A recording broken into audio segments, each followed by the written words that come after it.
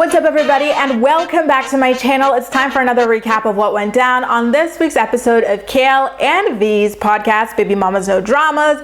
I listened to it this morning as I was getting ready to shoot the day's videos because I am both a podcast junkie and a glutton for punishment. So with all that being said, this is what happened in the episode. Joe and V talked about how, they didn't really want any more kids right now because they've got all these different plans that they want to make happen with their businesses, their real estate investments, etc. in their lives. And Kail was like, oh my God, people actually plan to have kids. This is just not the way that I think about things. It was a very new concept for her, which, was kind of sad on one hand, but on the other hand, it's nice to see that she can laugh at herself from time to time. Joe and V also talked about how they had a pregnancy scare the other day. The story was that V was not feeling that great. She told Joe that she was feeling a little bit weird. And so he was like, CVS here, get in there, get a pregnancy test and take it immediately so we can know whether or not you're pregnant. And it turned out negative. And then Kail says that she's always been alone when she took pregnancy tests. And so I felt quite bad for that in that moment. I was like, really? You've got 4 kids and you've been alone each time you've taken a pregnancy test. You've never been in a good place in your relationships. That's sad. It's destructive. And I think it's indicative of a genuine issue.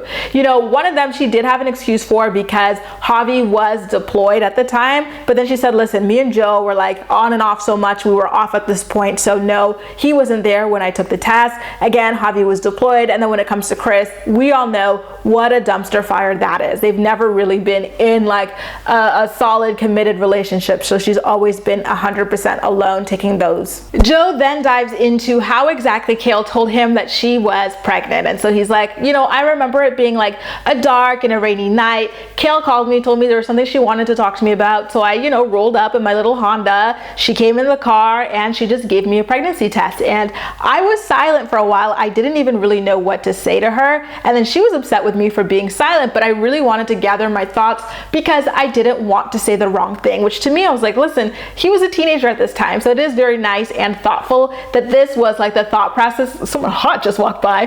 This was the thought process that he was going through. So I was like, you know what, Joe, I really like hearing this side, your side of the story. On 16 and Pregnant, even Teen Mom, we're always exclusively hearing the women's side of things. So I thought it was quite nice to hear Joe's side. And then Kail even says, now looking back at it, that is a really great thing that you did. And I'm going to get into more of what he told her, but she's like, looking back at it, you handled it amazingly. You couldn't have done any better. I was just so in my head about your silence that that's all I focused on, and not the words that you told me after, which were the best words anyone could have ever told me. And what that was that Joe told her, listen, whether you want to have an abortion or whether you want to keep the baby, I support you either way. This is 100,000% your decision. And I am just in your corner for whichever way this goes. And I said, dude, he was so wise beyond his words at that point. And when you think about it, if Kail were to narrate this on 16 and Pregnant, she would have been really upset. And that's what she said herself on the podcast, focusing on the fact that he was silent and left it all on her. And she felt like, oh my God, he's leaving it all on me.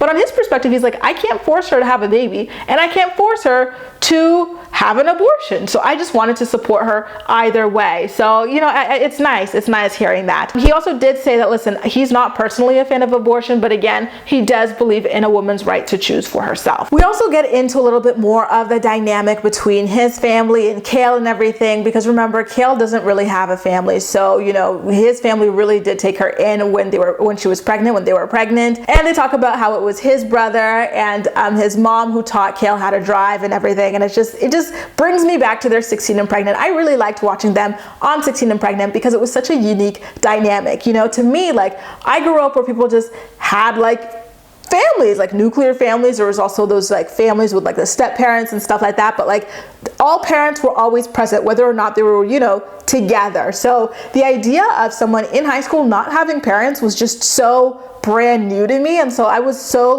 fascinated by how she moved into his house and then became a part of his family, because I didn't get it, and I still don't get it, how someone can have a kid and then just leave it to fend for itself through high school, through all this stuff. It's just so crazy to me and so devastating. But I really liked watching how much his family took to her and allowed her to live as one of their own, even after they broke up. They also talk about how Isaac is going to be a wonderful dad one day because they see him as such a nurturing, nurturing, caring, and empathetic person already. And they're like, you know, that's just who he is. And like when it's time for him to be a dad, he's gonna be the best dad. And guys, you know, like, I don't know, someone started cutting a few onions like out back or something, because I just was like, wow, this is so sweet. Like they're all bonding over this beautiful baby, you know, V as well. Like I just loved it. I loved hearing about that. In the next portion of the podcast, they asked Joe to talk about the things that he loves or admires about each woman individually. And then when he came to Kail, he says, you know, I love that there's never anything, you know, there's no stopping her when she wants to accomplish something. She's always going to go through every boulder, every whatever to get to her ultimate goal, and she does always reach it. Then when it came to his wife V, first he was so cute. He's like, what can I say about her? Like everything, you know, she's beautiful, she's smart, she's this, but I'll try to narrow it down to one thing. I was like, yes. And then he goes, you know, she's creative, she can create something out of nothing. Look, she's got this podcast with you right now, she's got her cosmetics line, she's jumping into real estate, so she like fits into anything, you know what I mean? You can't pinpoint her down to one thing, and I really love that about her. And then, you know, they also talk about the kids' dynamics, you know, within this kind of motley crew of a family situation that they've got going on, you know, thanks to Kail spreading her eggs across Delaware. They said Lincoln looks at Lux's cousins as if they're his own because he plays soccer with them as well as he plays with, I guess, Eli. Like, it's just, honestly, this is a lot for me. Like, I understand blended families, but the level of this is just a lot for me, you know, so I can't even imagine it for the kids. She also says that he plays soccer with like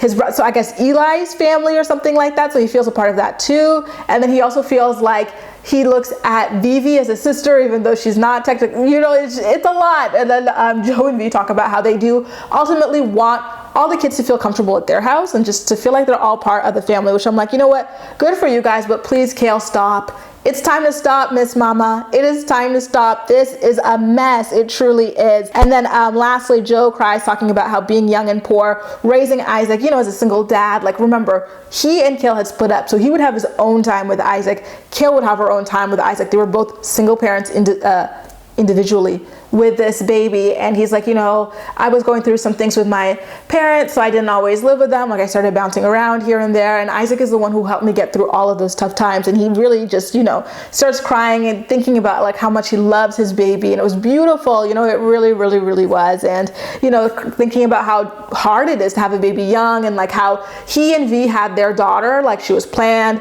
they were in a better position, they weren't struggling financially, so it was a completely different story, and especially with her being a girl on top of that. So guys, that's what went down on episode 2 of Kail and V's podcast. You know, that was a pretty good episode. Again, the only issue I really have with this episode is that they all constantly talk over each other, and that's one of my biggest pet peeves in life. And like, you know, Kail and V were already doing that in episode 2, but when you throw Joe in the mix as well, but anyway, it was pretty good. I actually quite enjoyed this episode. But anyway, enough about me. As usual, I'm more excited to hear what you have to say about everything. So please make sure to leave all of your thoughts and opinions in the comment section down below, and we'll chat. That's all for now. Thank you so much for watching, and I'll see you next time.